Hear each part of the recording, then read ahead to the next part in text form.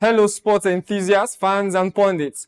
Glad you joined us today on this weekend edition of SOUQ Sports. We will bring you build up for the fixtures this weekend and sports stories making the rounds. I am Charlie Montero and usual, and with me is the old face, Kelvin Oyefa. I say me humble boy, Kelvin Oyefa from the old, and I'm glad to be here.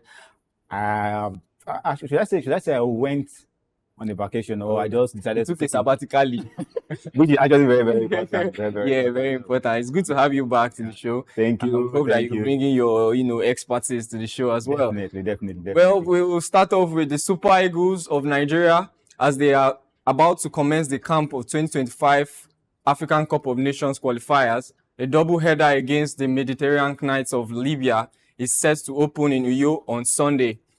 The Super Eagles, led by coach Austin Eguavon, will be based at the 4 Points by Sheraton Hotel in Ikot, Ekpene, providing a comfortable and convenient environment for the team to prepare for the upcoming matches. Eguavon is expected to unveil his squad for the game this weekend. The team will have the opportunity to showcase their skills and teamwork as they settle Libya at the Godswill Akpabio International Stadium in Uyo next week, Friday, October 11. The home advantage is expected to serve as a source of motivation for the Nigerian side. Following the home match, the Super Eagles will embark on their journey to face the same opponents in Beninia on Tuesday, October 15. The away fixture will present a different set of challenges as the Nigerian side will be subjected to playing on an artificial turf, I beg your pardon. Meanwhile, Turkish side Galatasaray have confirmed the severity of the injury sustained by Nigerian international striker Victor Osimhen shortly after his brace in a 3-3 draw in a league game against Kazinspasa. Osimhen, was subbed off due to injury and subsequently revealed that the injury isn't as serious as initial feared, but recent sports reports from Galatasaray shows it could keep him out for a while, putting him in danger of missing the Super Eagles AFCON 2025 qualifier game. What do you think about these updates coming from Galatasaray? It's a big blow to us as Nigerians, especially the team preparing for a game next week. What's the possibility that this guy will be fit before then? We don't know yet. We don't really know the time he needs to take for him to get strong again to be fit for Galatasaray.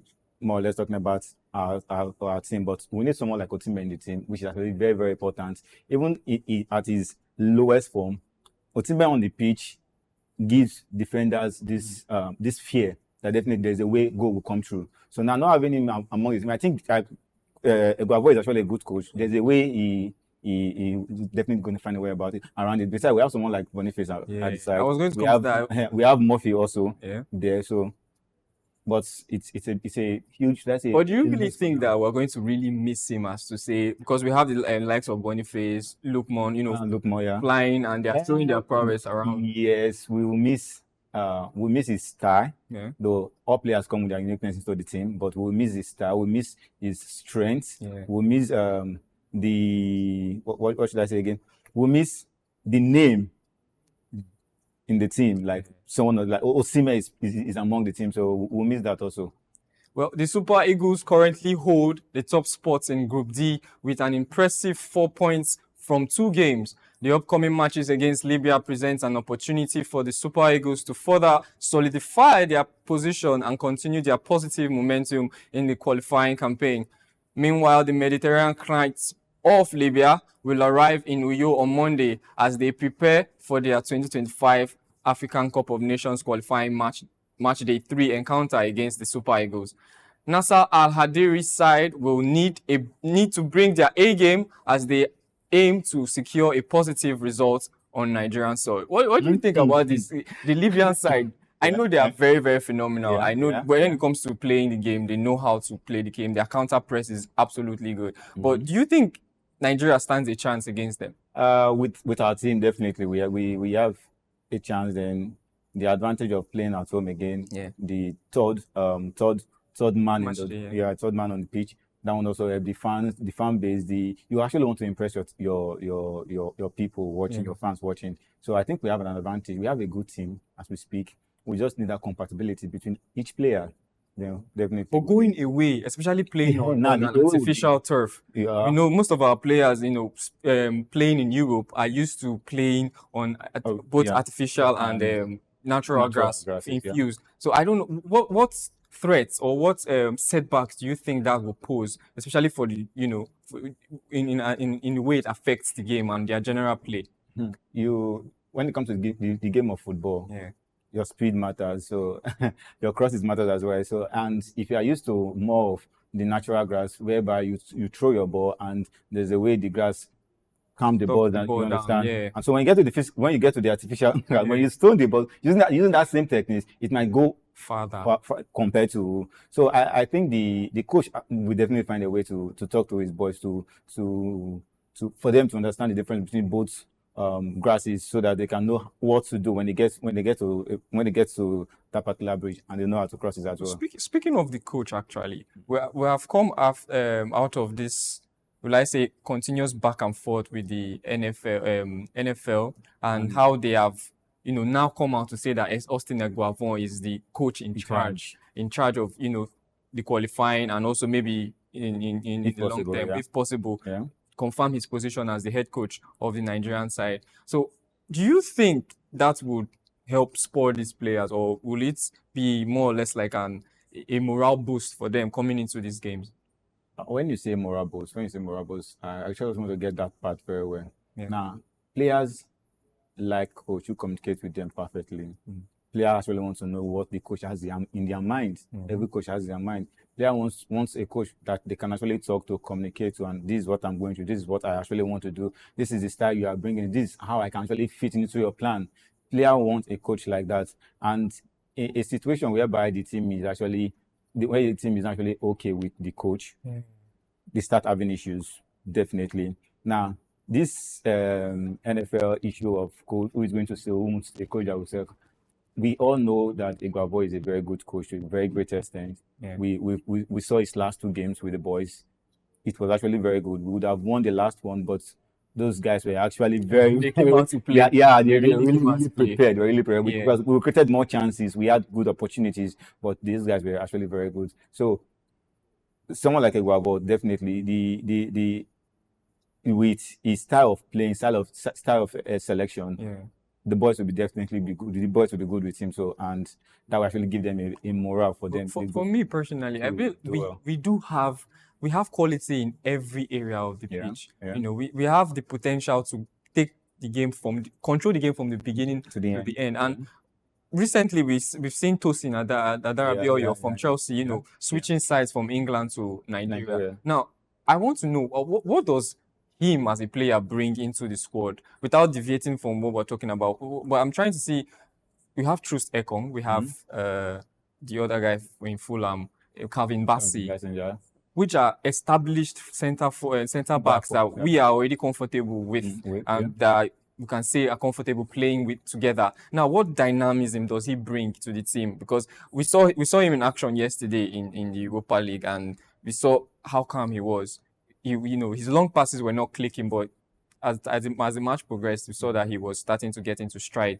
So do you think that he brings something different, or we can well do without him at the moment? There's not 2 players that play the same style of game. They might be playing the same position, but they don't really play the same style of game. So someone like Tosin, it will be very easy for him to blend into the Nigeria team. It will be easy for you to blend him, to match him with someone like Ekong.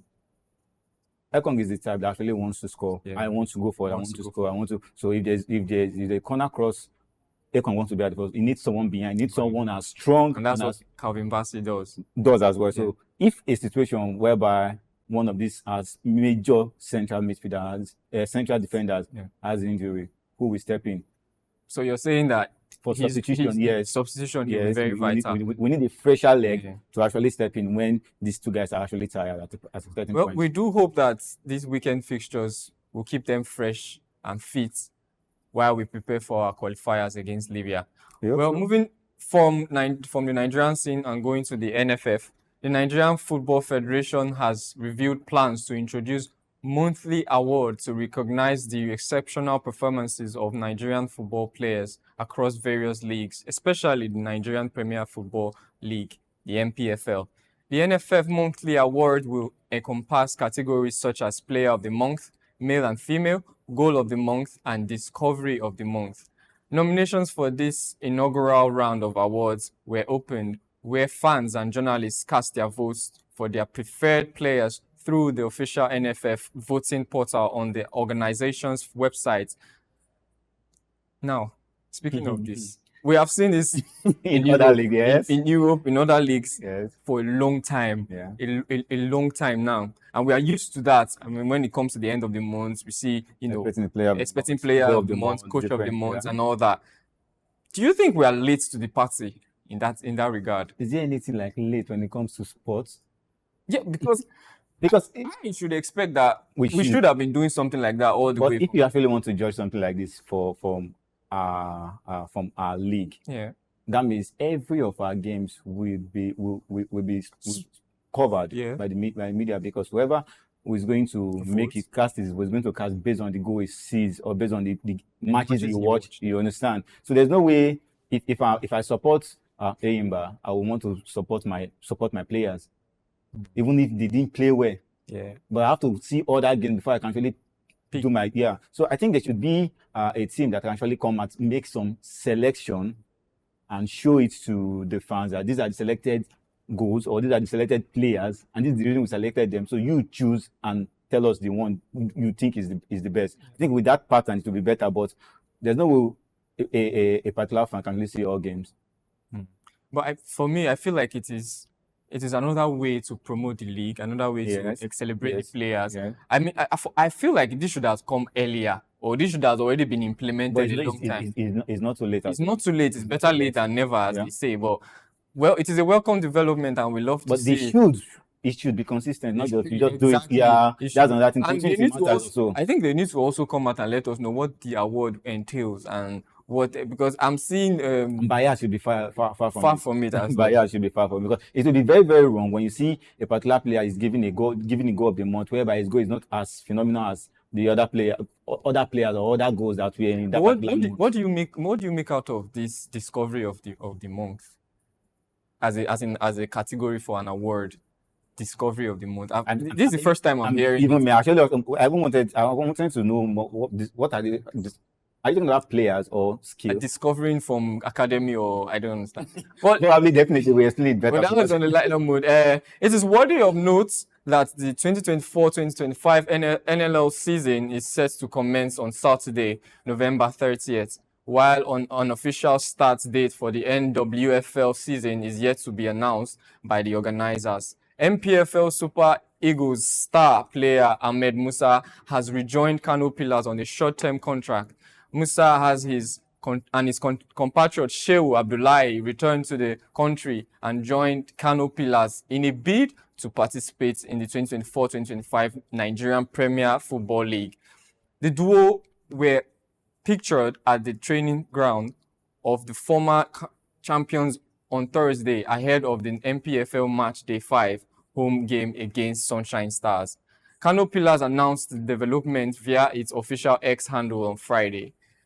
Now, Ahmed Musa. Well, it's not a big surprise. It's not a big, because we have seen this move before, where gearing towards a tournament or gearing towards a competition, we see him always come home and try to get playing time and try to play more games, especially in our home league. Now, what's the idea to it?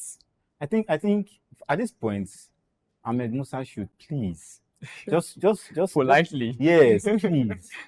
We know you've made a name for yourself already, which is actually we respect you as one among the best players the Super Eagles actually produced. So just stay off. I think at this point he should be looking forward to coaching a team. Exactly. That was my thought exactly. Looking forward to coaching a team, not coming to sign a short. Next year we hear again that he has come to sign the 6 months deal with Kano Pillars. No. You are experienced. You got this. You have what it takes to actually train some of these boys. So you should be looking forward to being as an assistant coach or coaching staff just to support. That would be better. I think that will come with more respect and all. Well, the Kano Pillars tweet on X wrote Ahmed Musa, Shehu Abdullahi, Nazir Laja, and the rest of the squad trained ahead of the NPFL 2024-2025 match day clash against Sunshine Stars this weekend. Musa, aged 31, is set to rejoin Pillars for a third time, having previously played for the club from the 2009 and 2010 season until 2021. In contrast, Abdullahi will be making his second appearance for Pillars, having previously been with the team in 2012. In 2012, I beg your pardon. The defensive midfielder has been without a club since January 2023, while Musa ended his contract with Turkish side Sivasspor in February. Despite the closure of the NPFL 2024-2025 summer transfer windows, both players are eligible to join the squad as free agents. Now let us have the NPFL fixtures for the weekend. Now, Kwara United versus Remo Stars, we'll be seeing that coming up this weekend on Saturday. Lobi Stars versus Shooting Stars. And on Sunday, we'll have Bender Insurance versus the El Kanami Warriors. Enugu Rangers will take on Abia Warriors. Eyimba will take on Castina United. Heartland will take on Niger Tornadoes.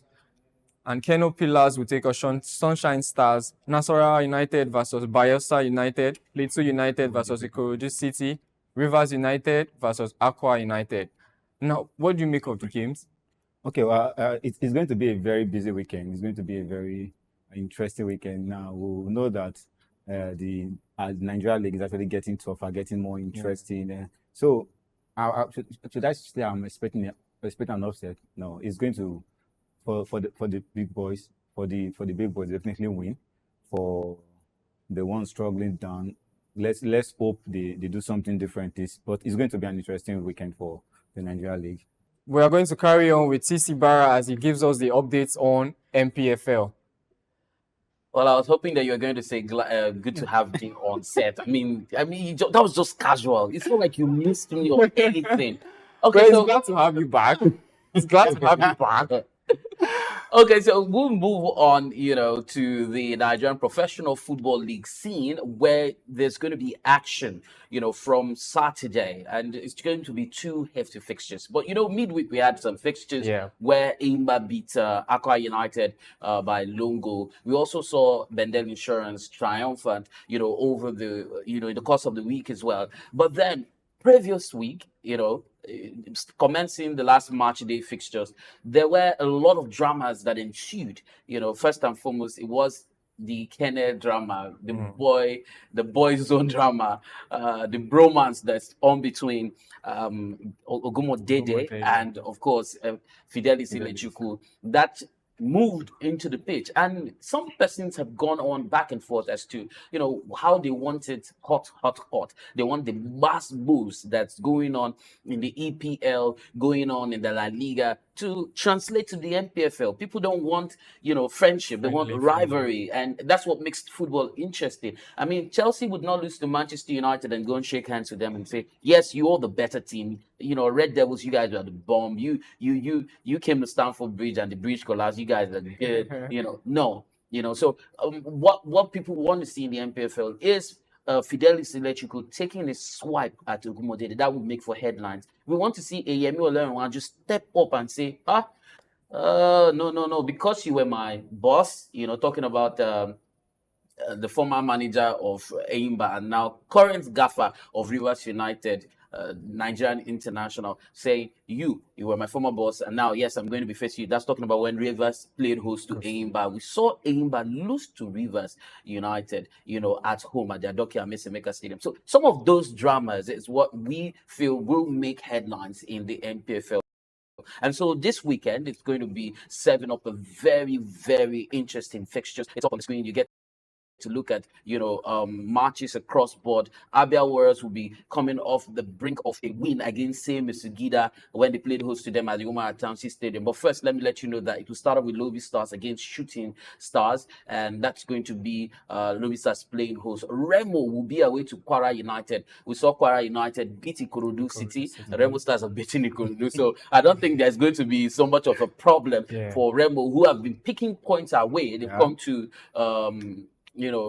they've gone around, in the course of the week, in the course of the match season, to pick points away from Ikene. And I'm not sure that's going to be a difficult one for them against Kwara, despite the fact you don't think Kwara will be a pushover. But I think Remo, who have dominated this season, the start of the season, thanks to early wins, and of course, Fidelis Elichuku, who is not even the gaffer, has so much faith and believe in them, to win this season. And I'm saying the assistant Super Eagles coach has got a lot going on for him, and he's doing well. So back to the NPFL, fixtures real quick. You'll see that those two matches on Saturday go nowhere to what you're going to be seeing on Sunday. Rivers United at the Adoke Amisekdeka Stadium will be taking on the Promise Keepers on Sunday, the 6th day of October at 4 o'clock. And they're going to be simultaneous games across different devices, across different match centers. So Rivers United against Aqua United is going to be a big deal. And Aqua United have struggled. They even lost to Imba at the Imba International Stadium, and it feels as though Rivers United might just be doing two over them, having won their last game. The Flying Antelopes will take on the Pride of Umuahia, and that's at the Nnamdi Azikiwe Stadium, the Cathedral. That's what is dubbed. Abia Warriors will be basking on the euphoria, not necessary, but they'll be basking on the victory. I don't want to call it euphoria because I didn't see them beating Same Sugida. I didn't see them beating Kano Pillars in Umuahia, but then they've gone on to achieve that feat. And Amapakabo would have a great job, when he faces Fidelis Ilechukwu, who are the current champions, the defending champions in the NPFL. So it's going to be a testy fixture, but it's going to be on Sunday. Same Sugida losing to Abia Warriors, we playing host to Sunshine Stars on Sunday as well. That's going to be at 4 o'clock. I don't know what that's going to be, but then a wounded lion. That's how you're going to describe, Kano Pillars at the stadium. And then they've employed the services of Ahmed Musa and Abdullahi. And you know what Ahmed Musa did in the last NPFL season? The last time he was in the NPFL, came in with a lot of energy and vigor, scoring 18 times, in the NPFL. And the good thing is he's also a free agent. So the player transfer matching system is not going to be a big deal in as much as the NPFL windows have closed, but is Ahmed Musa going to be making any positive impact? That's a big question. But someone who is fresh, who's got a lot of experience, pedigree, and undoubtedly still the captain of the Nigerian Super Eagles side. I mean, don't take it away. He has not retired from international football. So he might just be making some serious contributions, to Kano Pillars. And of course, and Abdullahi, who is also a goal poacher, any day, any time. But would you say age has taken its toll so much that these guys might not be contributing enough to the NPFL? Then I have to juxtapose that argument with Ikorodu City, who have a flurry of speedy young stars. And then the problem here is they have not matured enough to take on responsibility and the challenge that comes with the NPFL. And so I've seen a lot of people complain about the fact that, these guys play good. They're fresh from the academy. We've seen them graduating to the NPFL, but it doesn't feel like they're ready. And I think that's the same thing that happened with Sporting Lagos. Amidst the razzmatazz, amidst all of the beautiful branding and shenanigans, but it wasn't enough to keep them in the NPFL. And yes, they attributed that to politics, but no. The NPFL is dog chop dog. It's a crazy situation out there. And so if you're not mature enough, you might not be able to, I think Sporting Lagos might struggle because of the fixtures the NNL has just released. They might struggle to make it back to the NPFL. But those are the kind of teams that we want in the NPFL. That's the yardstick. You see the support that they drummed up. And despite the fact they didn't have the government support, the only thing they had was they were playing in a government facility, which is the Mobile Johnson Arena on Nickel Stadium. So, I mean, if you looked at it, you see that these guys build from the ground up, but then it's a different ball game in the NPFL. And I like the direction it's going, where teams will go outside off their traditional ground and pick maximum 3 points and come up. And so if you go back to the fixture again, you realize that, like I said, say Mr. Gida, being at home might not guarantee that they might win. And so if Abia Warriors is also confident in themselves, they might take it points from Enugu Rangers, because Enugu Rangers had just lost, to Remo Stars. So there's a lot of dynamics at play, and it's time for teams to start stepping up. We, at this point in time, would not say that there are any teams that are shoulder to shoulder, head to head. Yeah. So it's just like an open turf. All you have to do is go in there, take advantage of it, Take your points. Get your point. But looking at the fixtures right now, which one do you think stands out for you? Which one do you think it's the most watched? Arsenal United has not proven to me that they managed to get on by last season. They managed to remain and avoid relegation.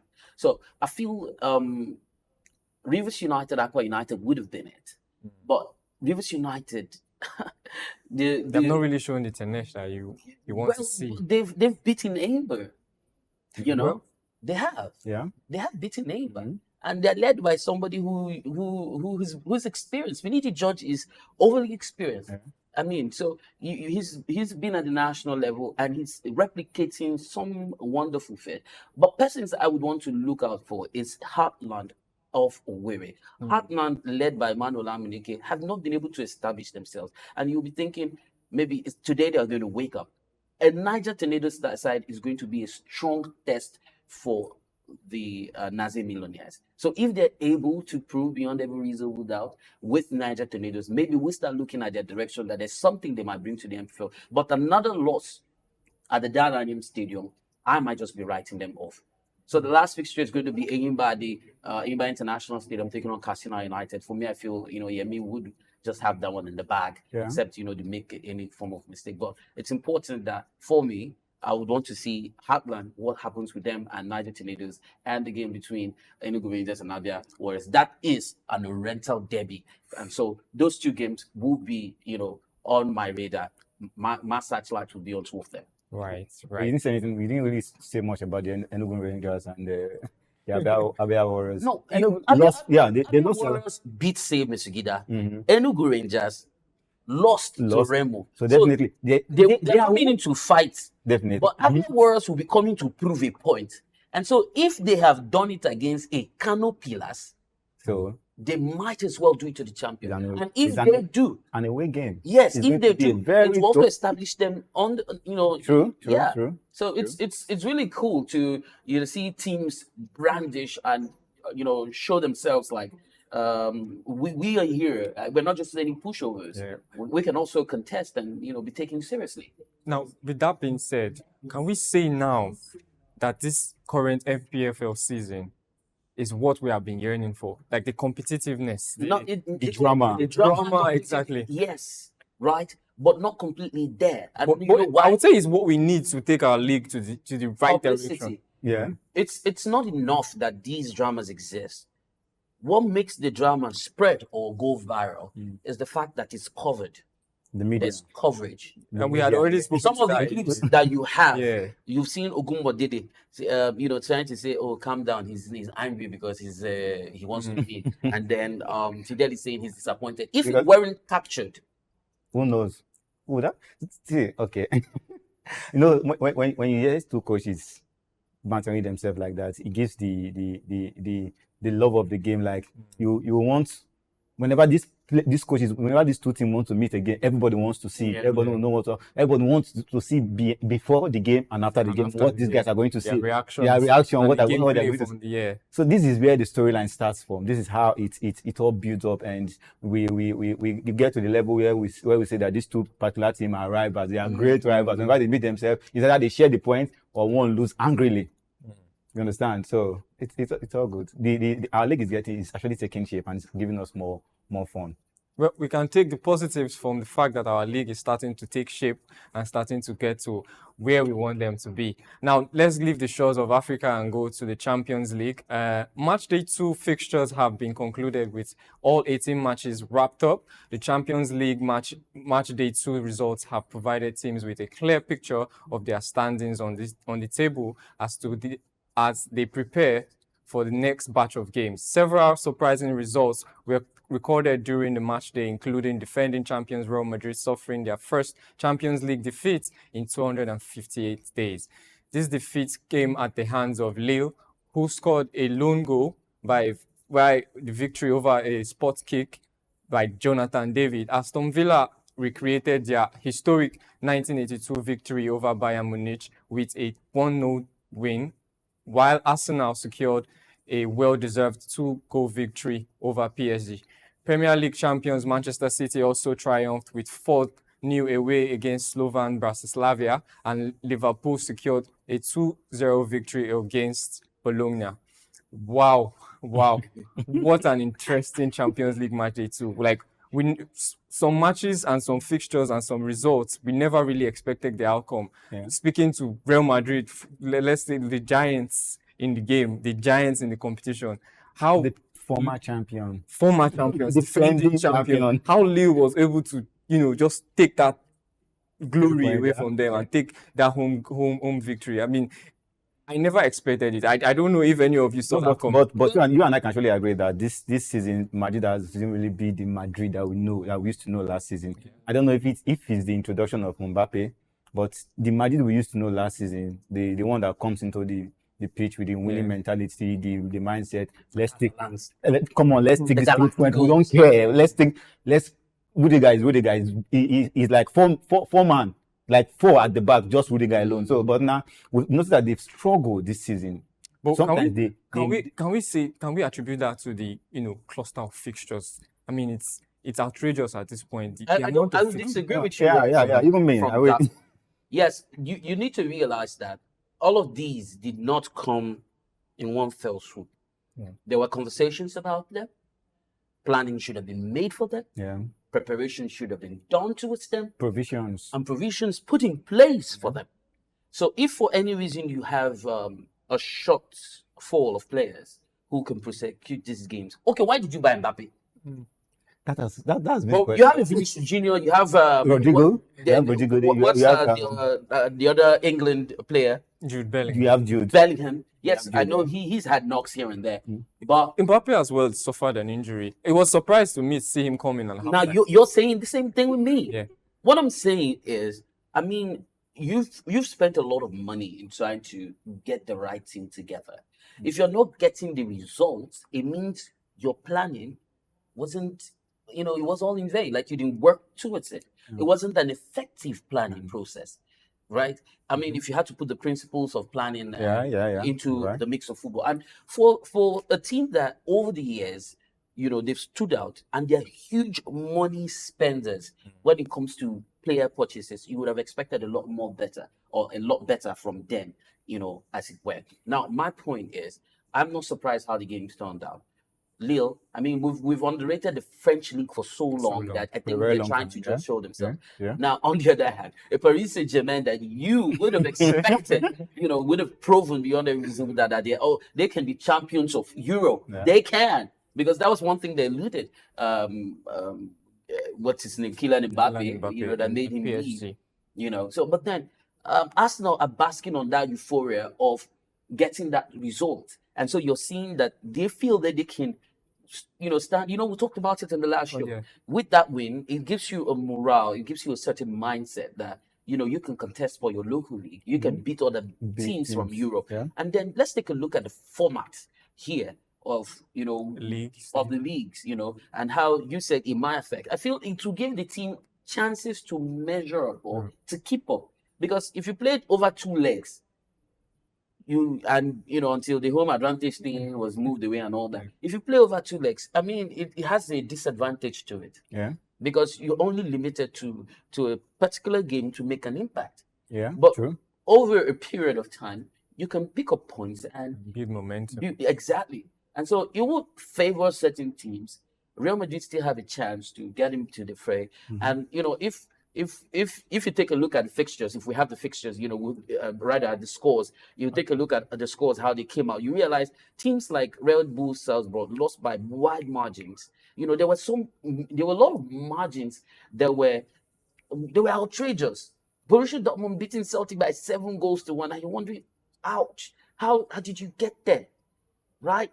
And some of these margins, as wide as they came, actually would count for the teams that scored more. So take a look at the table. Borussia Dortmund +9 with 6 points. Yeah, from two So games. +9 is the goal difference. Yeah.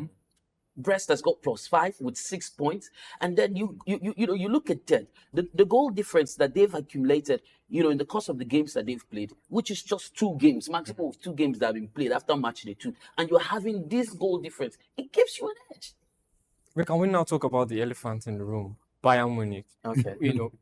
Losing to Villa was something no one expected, or And we never saw I'm coming. very sure no one saw that coming. But we Now, what do we attribute that to? should I say, we know the Villa team is actually is a good team in the English league. And bearing in mind, the last team to beat Bayern Munich in the Champions League was coached by an Unai Emery of PSG. So definitely he knows their weakness. He knows the weakness. He knows his way around the PSG team. Okay, so Around Bayern Munich. I actually agree with you on that. And I know I had the conversation with a friend at the time, and the guy was saying that there are some English team that might look very small in the English League. in the tournament, but they can face some of these champions in other league and even beat them. So I'm actually surprised with what happened between Villa and Villa is a team that they are not really scared of any team. If you are a champion, they don't care. They play you with all what they have. They play as if they're going home with a trophy in that very game. So, and they have a good coach as well. Well, But everyone expected Bayern to actually go home with the 3 points. yeah. So sadly, young boys are at the bottom there, -8 with no point. And I overheard Charlie Montero saying, when we young boys ever become big boys. So probably when they meet Manchester United. Oh, right. Well, fortunately, Manchester United is not in the Champions League. Ah. So they will still remain young boys till Manchester United get their act right. Now, we move to the EPL, and we say the 2024-2025 English Premier League match day 7 fixtures will kick off on Saturday, October 5th, 2024, with Crystal Palace and Liverpool playing at 12:30, and the said day, note that Liverpool are going into the Premier League match day 7 as the table toppers with 15 points in 6 games after recording 5 wins and a defeat. They are at the top of the Premier League standing right now, closely followed by Manchester City at 3rd place, Arsenal, and a clash at Selhurst Park.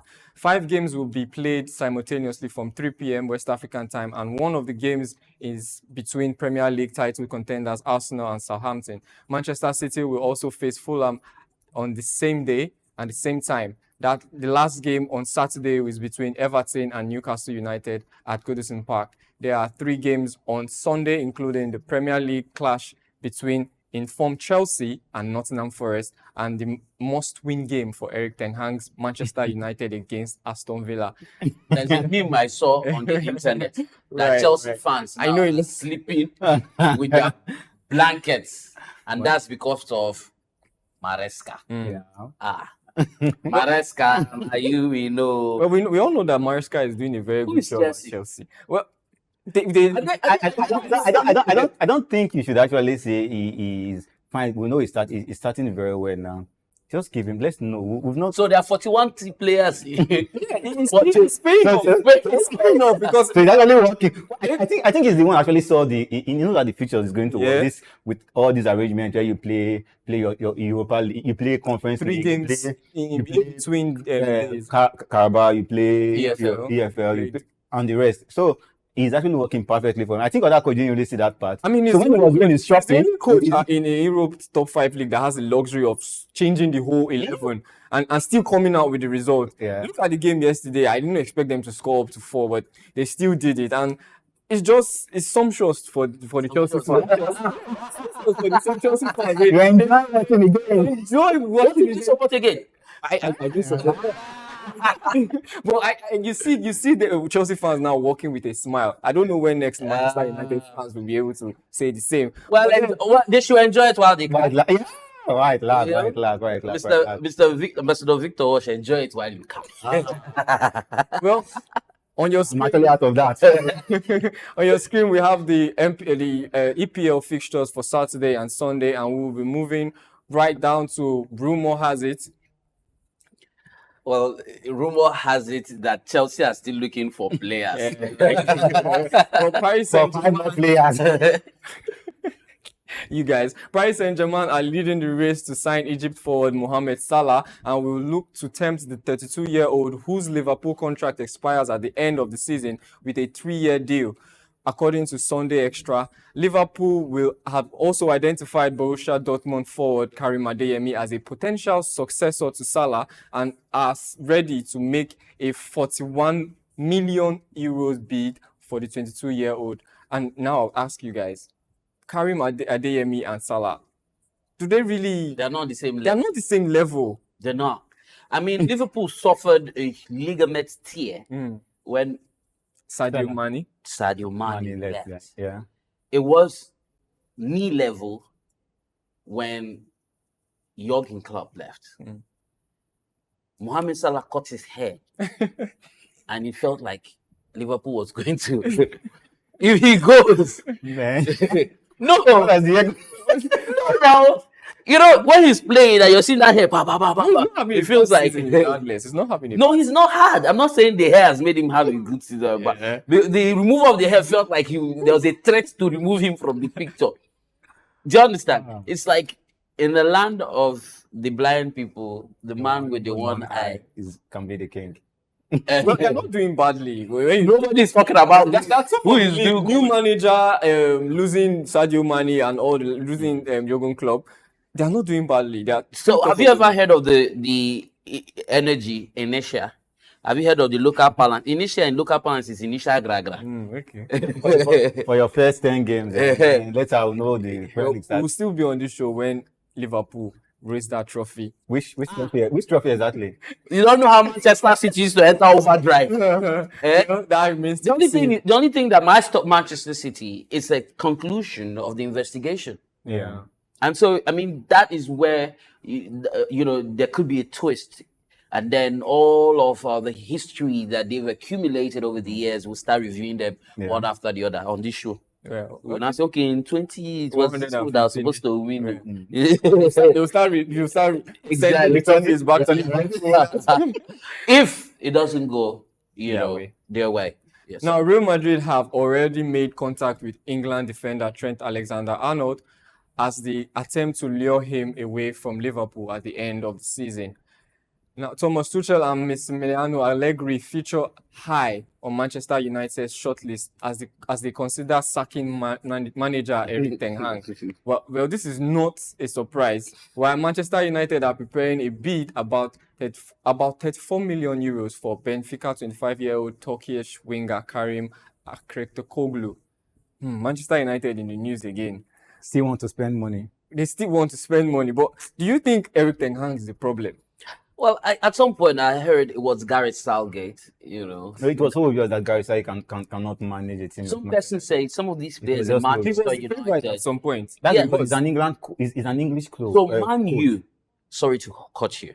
Man U players go to England national team, the Three Lions, and they perform. That's the argument. So what does he do to put them to work? Well, it's the system, really. The system that he has been able to create. Mind you, it's not just Man United player that fill up the squad. Now there's a blend of Manchester City, different guys with different ideas coming, to booster what the Manchester United players. I mean, we see Maguire turn to prime Ramos or turn to prime Maldini when he's in his English way. So I don't know. It doesn't really have to be a Manchester United thing or a Gareth Southgate effect. I just feel like it's more or less quality from different angles or different clubs around England coming to make... knowing how to manage these talents together matters also. For Erik ten Hag, I saw something on X and the guy was saying that when it comes to managing team, Erik ten Hag has the technical skill. He has the tactics. He drew down everything that he actually wants to do. But when it comes to energizing the players, motivating them, Van Nistelrooy has that. You understand? So I think Erik ten Hag is the type that doesn't shout He just tell you this is And what we saw Van Nistelrooy pick up a yellow this is card. what, yeah, this is what we do. This is what we do. This is how we are going to play. This is how we are going to play. But but for someone like Van Nistelrooy, he's the one that's always shouting, "Come on, boys, we can do this." So I think people need that energy from Erik ten Hag. He has the players. But So you think it's too calm? I think it's to a very great No, extent. for me, I feel He has Van Nistelrooy understands what it means to play for Manchester United. because He comes from the glory days of Eric Alex Ferguson. So they know what. That's why I still say put Johnny Evans there, because he's the last batch of players that know what it means to wear the Manchester United badge and play for the club. Like, those players are not hungry. I think there was a ex Manchester United star that came out and said that when you see, it was Benny McCarthy, in an interview, he said that the Manchester United boys don't play like they want to be there. They just play like, yeah, it's our job, let's do it. They don't play like the hunger is not there. The hunger, the fire is no more in them. But let's move forward and we talk about another Manchester United manager. As a Fenerbahce boss, Jose Mourinho is a contender to replace Sean Dyche as Everton manager once Dan Franklin's takeover of the club is completed. Mourinho back to the English. Well, I thought we all agreed that Mourinho's era is over. Yeah, I thought we all agreed. Mourinho's era is there. Special one. He's a special one, but his tactics, his antics they're outdated. So, But he's working Professor for it. Alex Ferguson. Is this still working for Alex him, really? Ferguson, Fenerbahce. Professor Fenerbahce, Arsene Wenger, Come on. and who else would you mention? In his People who are in his category, right? yeah. Ancelotti is actually there as well. Okay, really. Rafa Benitez, But if you mention Alex Ferguson, you mention Arsene Wenger, who comes to your mind next? Jose Mourinho. But they've all retired from the game. They've all retired. They're not retired from the game. Alex Ferguson went into administration. Well, he's not. Arsene Wenger is with FIFA, trying to change. Then the he rules of the game. should join CAF. And- and Okay, Jose Mourinho should go into. he goes into politics, go into punditry, or just do something that doesn't require. I mean, you were speaking about Fenerbahce. Fenerbahce is not really a top, He likes playing to in be a top in the league. dugout. He likes to be on the sidelines. He likes the drama. You see, The funniest thing, he can actually go there now and give them one trophy, and his name will be. yeah. And He he'll be comes celebrated. at the end and tell you that I'm the chosen one. Diego Simeone, the antics that he brings to the touchline, do you think he can ever take it to a boardroom? Well, no. He can't. Yeah. Speaking of Diego Simeone, Atletico Madrid have identified Chelsea and England defender Ben Chilwell as their latest transfer targets. And Newcastle United are among the front runners to sign 24-year-old Canadian forward Jonathan David from Lille. Norway striker Erling Haaland is set to sign a new contract with Manchester City, but wants £100 million, I beg your pardon, this clause. And with that, we come to the end of the show. I'm so sorry that $1 million naira. my currency is big on my mind. I think you have to say this again. We have to come. I'm sorry. We have to come to the end of the show right now. It's been my pleasure to be an anchor on this show, my very first, and I take it with great pride. Yeah. So I would like you guys to take your final notes. But round up the show. No, you can just say you. Get out of my sight. I will leave. So NBA preseason starts off today. Yeah. Great fixtures all over the world because it's the preseason, so it's not going to be happening on American soil. You have different fixtures all over. We reel them out to you in our Wednesday edition. So if you missed that, you need to probably go back to Wednesday edition of SOUQ Sports to watch and be updated on what happened during that particular episode of the show, and then you're abreast with the NPFL fixtures. So the weekend is coming up really great. I'm excited I'm going to miss the fact that I'm not going to the Mobley Johnson Arena this weekend. I've gone there for the last 2 weekends, and I was hoping that, but then looking forward to when Sporting Lagos gets back on stream with the NNL fixtures, on the way. And yes, you have a chance to vote. So go to NFF, website to vote for the player of the month, and your vote would what's the word I'm looking for? Count. Your vote will count for 40% of decision making. My name is TC Bar, I'm the top cat, and it's great to be here. No, I'm the top cat for today. You're the top cat. I'm the top cat. For Okay, I'm the Montero for today. Right, so Kelvin. Well, I say, remember, almost Kevin Ojepia, your boy from the hood, and I'm glad this is Friday and it is Owambe Friday, like I used to say. Make sure you have fun, but stay away from drugs, guys. Just have fun and enjoy yourself. Make sure you watch game as well, because I'm set. to start watching them from tonight. Well, with that, we come to the end of the show. I still remain Charlie Montero. We're looking forward to the EPL this weekend. Some exciting mouth-watering clashes are going to be on our screens, and we'll be back here on Monday to give you reviews, previews, analysis on the game. I still remain the top cat for today, Charlie Montero. See you on Monday.